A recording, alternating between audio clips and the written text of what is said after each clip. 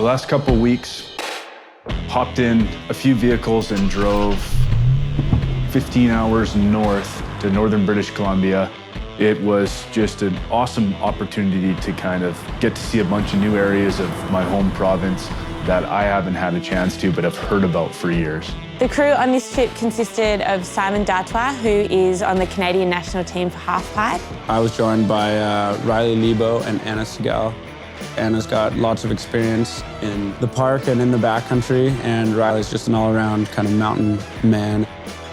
I hadn't travelled with either of them before, but it was actually one of the funniest road trips I've ever been on. I think we got to know each other pretty well over the 2 weeks, and you know, there's maybe a couple spots where there's a little bit too much information, but I think all of it was provided some good laughs. When an opportunity like that comes up with some amazing people, you just drop everything, reorganise your schedule, and you go.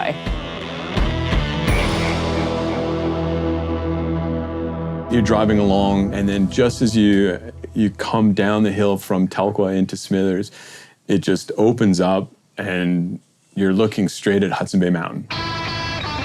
Dave Walter is one of the local community business owners. He owns Local Supply Co. in Smithers.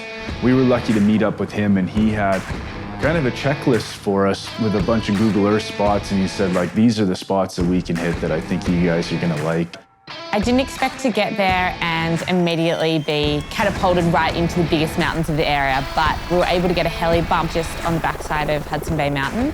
And as soon as we came over the first ridgetop, it just opened up, and there's this beautiful spiny face that looked like it was holding cold snow, which for it being 15 degrees in the valley, we weren't holding out much hope.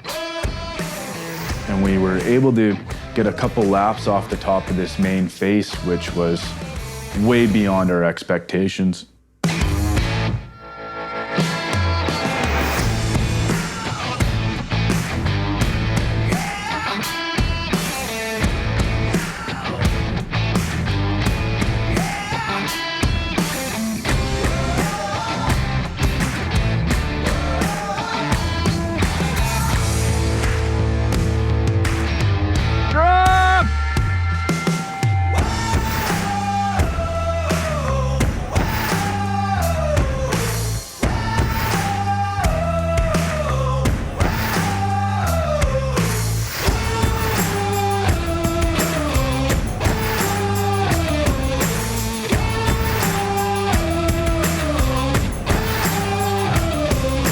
You get out into the range a little bit behind Hudson Bay, and then it hits you that you're in some seriously big terrain.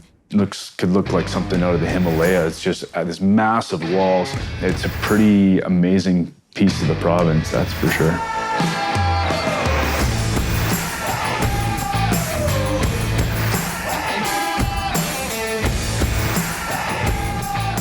We actually finished our day by skiing down into the Evelyn ski touring area.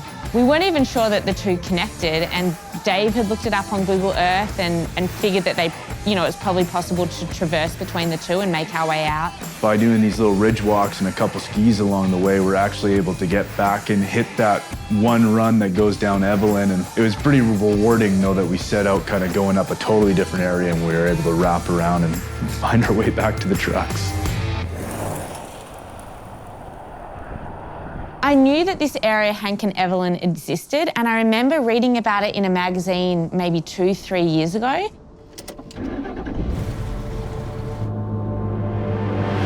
When we got to Smithers and met up with Dave, he was able to take us out there and tell us all about how the community had pitched in to make this happen and how the different grants had come about to enable the place to run.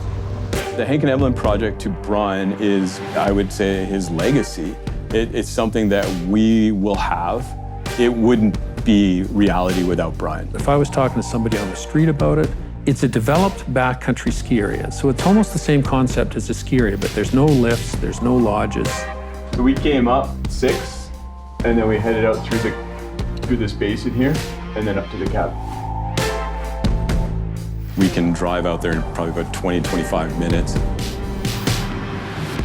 Yeah, it's just kind of this little drive that lets you know that you're going to somewhere that feels a bit adventurous.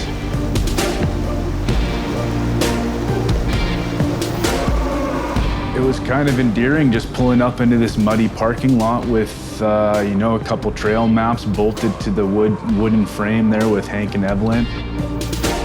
Just so cool that you could rock up and there was this free area to go skiing. It's set up to encourage people that don't have as many skills. Like there's signage there, there's beacon checkers there, and so it's kind of an easy place to get introduced to the backcountry and start to feel comfortable with it. Just seemed really approachable for anyone trying to get into ski touring. There's, a lot of more mellow terrain, really manageable from an avalanche hazard point of view, and lots of great graded skiing, and the runs that they've cut are really well planned out. Once you get to the Hut, that's kind of where all the alpine opens up. We were able to see the full potential, and it was really eye-opening.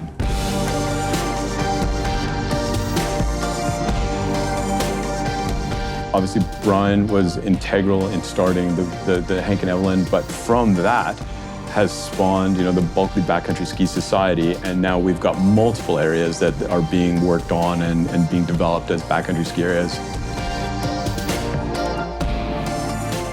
Growing that backcountry community. And I think that was what I was hoping for when I'd first envisioned building something like that.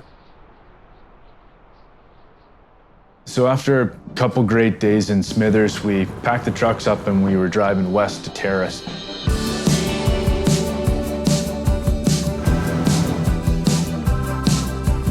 It's almost like this river's taking you to, the next crazy adventure.